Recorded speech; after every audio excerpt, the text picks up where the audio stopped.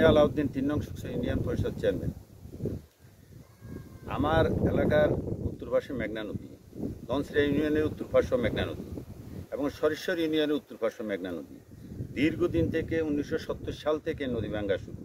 সে থেকে আজ পর্যন্ত নদী ভাঙ্গা, এই নদীর ক্রাশে সরকারের কোটি কোটি টাকা, হাজার হাজার কোটি টাকার সম্পদ নদীতে পড়ে গেছে। মানুষের ঘর বাড়ি বসত ভিটা সব নদী গর্ভে বিলীন হয়ে গেছে। তো এই মাননীয় সেতুমন্ত্রী হাতিয়া আসছেন। উনি হাতিয়া আসার পরে উনি একটা আশ্বাস দিয়েছেন যে হাতিয়া নদী ভাঙ্গা রোধ করবেন। উনি তাৎক্ষণিকভাবে উনি কিছু বরাদ্দ দিচ্ছেন।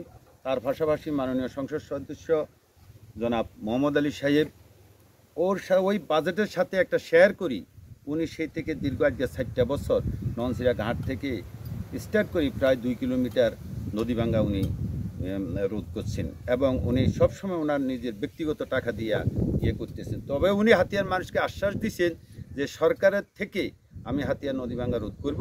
একটা চেষ্টা চলছে ওখানে, বারবার সরকারি লোকজন আসতেছে যাইতেছে, তদারকি করতেছে।